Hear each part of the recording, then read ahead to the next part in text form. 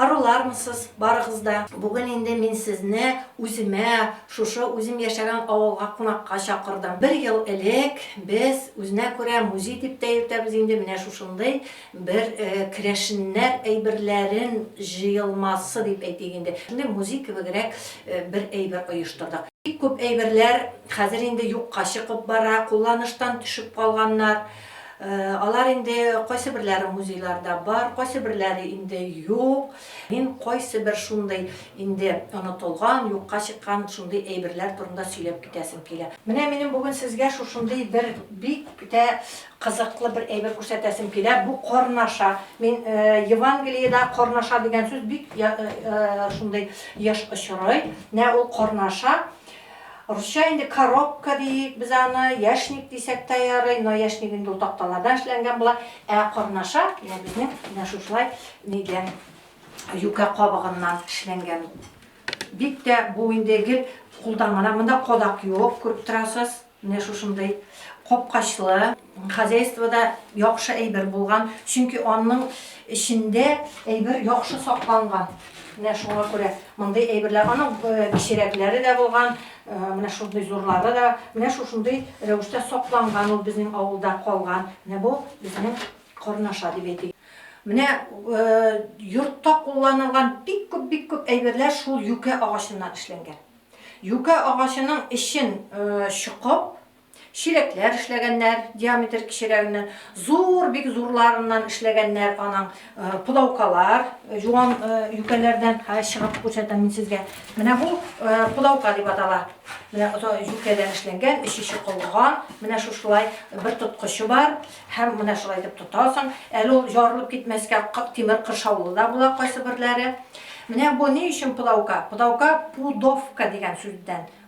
Kireshinlar endi buni pudavka deylar. O bir pudavka. O pudavka zo'r bik elani zo'r ko'lamda bo'ladi, 16 kilogram. Yuka qobiqlaridan mana shunday umartachilar o'zlarini tuballar ishlaganlar. Mana bunda da qo'daq da yo'q, ne de yo'q, bitinde bütünüsü даже jiplari o'rnina da yuka jiplerden, yukadan ishib, bow yasab, shu bowlar bilan nig'itganlar.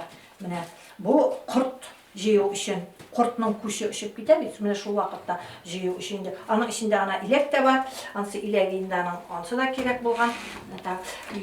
Endi hozir tag'in bir qiziqli aybir bilan shilakni ko'rsatmaganman ekan. Bu da ishi shiqib olingan. Mana shunday shilak ilik. Mana shilaklar shulay bo'lgan. Mana tag'in men sizga shu yuka og'achidan ishlangan tag'in bir aybir ko'rsatasim kela. Busi mening keli deb ataladigan. Keli mınsa tüygüşü, naşa qo'l bilan tutganlar, mana shulay tirib tüya turgan bo'lganlar. Bunda endi keli yuka og'achini belgili bir biyklikda kesib olingan, anları onun üskü ulushi bilan shiqilgan, qolgan yerlari endi jengillik uchunga azroq onda oyoqlar simaydi, bu endi tutnoqlik uchunda bo'lgandir. Mana shunda solganlar yormani, bulayni, onda nerseni bo'lsa da tüyörgө kerak bo'lganlar, shunday harakatlar bilan uzoq etib tüya turgan. Bunda bu kelide naq yumsharsın uchun jitinni, kindirni de tüya turgan bo'lganlar. Alarni jigirlarga endi tege qatı qobiqlari quyilib bitsin uchun deyip endi onlar taraganlar ona. Mana busi da mana yuka og'achidan ishlangan. Mana tag'in bir bik qiziqli bir aybir var. Bu moy yozg'ich. Moy yozg'ich ruscha maslalı boyka bo'laydi. Ul da mana shusha nedan?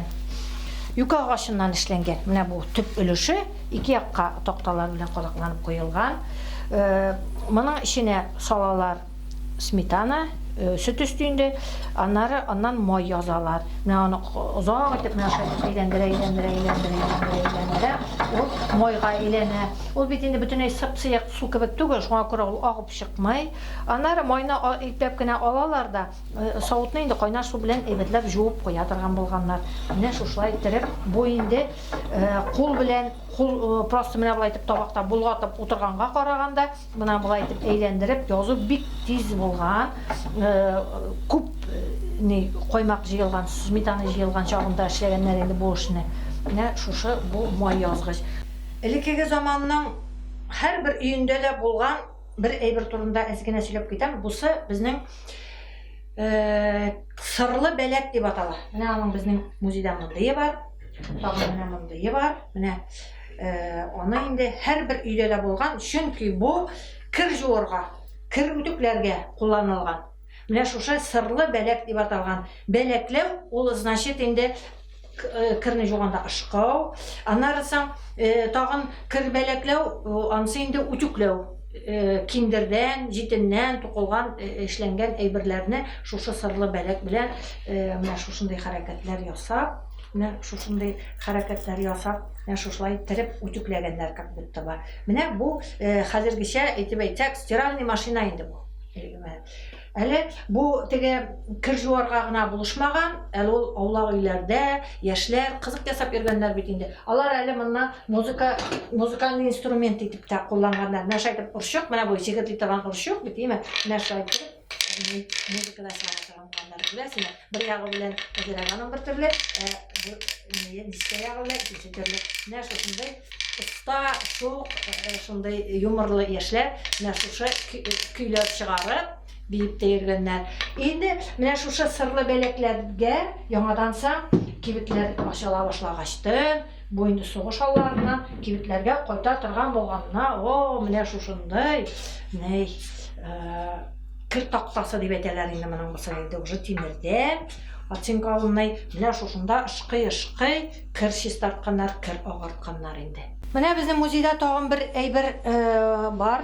Бу талкыш дип атала. Саламны менә шушы талкыш арасына кыстырып, менә шулай талкысак, аның бер нәрсә төзелә калмый, коелып бетә. Менә җитенне, киптергән җитенне, кычытканны, киндерне, менә шушының арасына менә шайтып куеп, кат менә шайтып эшләгәннән соң, менә аларның кала эчләрендәге менә волокна, менә шушы сусы кала. Менә бу кыртышлары, кастрика диләр. Алары менә шулай ана күрәсезме, коелып бетеп бара. Алары коела. Анарысын инде калганнарын, менә шул бөтенләй калганнарын, аларны яңадан соң тарап кына коеп бетергәннәр, аннары җигерләгәннәр. Җигерләгәчтән киндер җип булган, җитен җип булган. Менә шул киндер, җитен җипләрдән инде уже күлмәклекләр, ашаулыклар, тастымаллар сукканнар.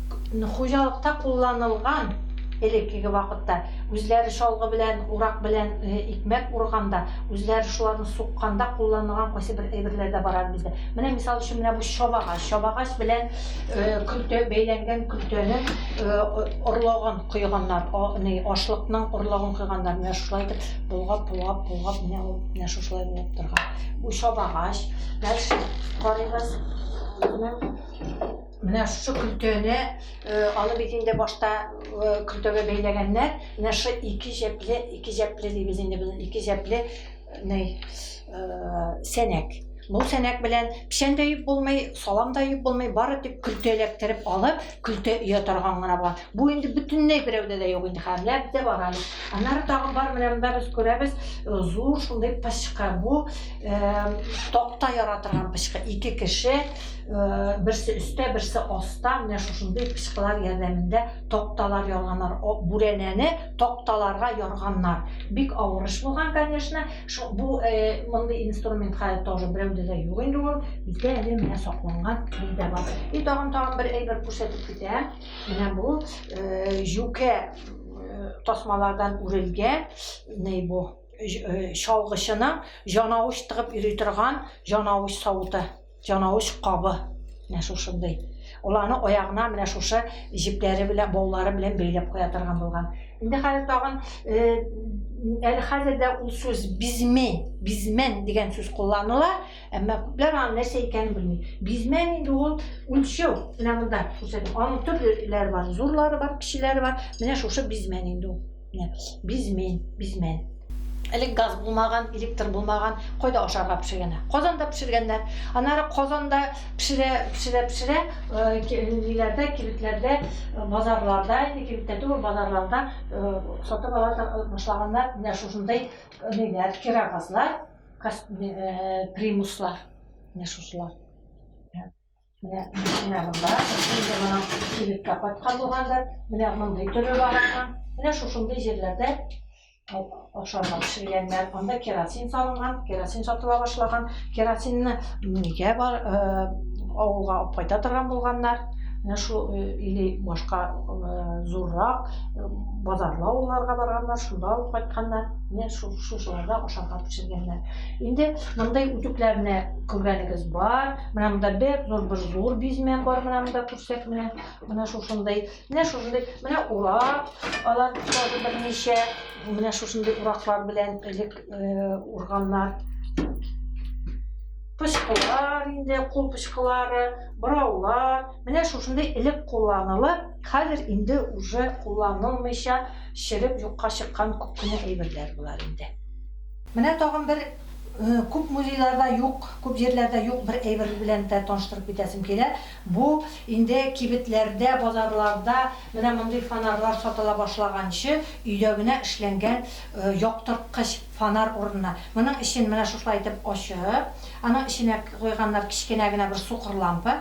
Аннары япканнар аны, җил сүндермәсен өчен бит инде ул. Булары пыяла менә, шуның белән алар маллар карарга йөргәннәр инде, урамга чыкканнар, тышка чыкканнар, караңгы вакытта кулланылган менә шушындай фонар. Бу инде бу фонарны яңадан соң инде менә шушындай фонарлар алышкынган менә шушындай. Буларны инде күргәнегез бар. Алар күп җирләрдә әле хәзер дә бар, әле күп кулланучылар да бар. Моның өчен менә мондыйлары булган инде. Алар менә бездә бер-ике күренә инде. Менә инде тагын бер әйбер турында сөйләмичә китә алмыйм инде, чөнки безнең керәшеннәрдә бу әйберләрсез бер өйдә булмаган инде. Булар менә шушы бал кисмәкләре, медовуха кисмәкләре. Алар шушындай кичерәкләре булган, зурлары булган. Бу да безнең тарихтагы әйбер бит инде, шулай булгачтан бар әйберне бар дип әйтәбез инде. Менә аны менә шушыннан ана яңадан соң агызып алганнар. Монда аны тикшергәннәр, әчегәнме юкмы икән әле. Гадәттә керәшеннәр инде умартаны күп асрагачтан аларның медовухалары шул кәрәзле иске баллардан куела торган булган.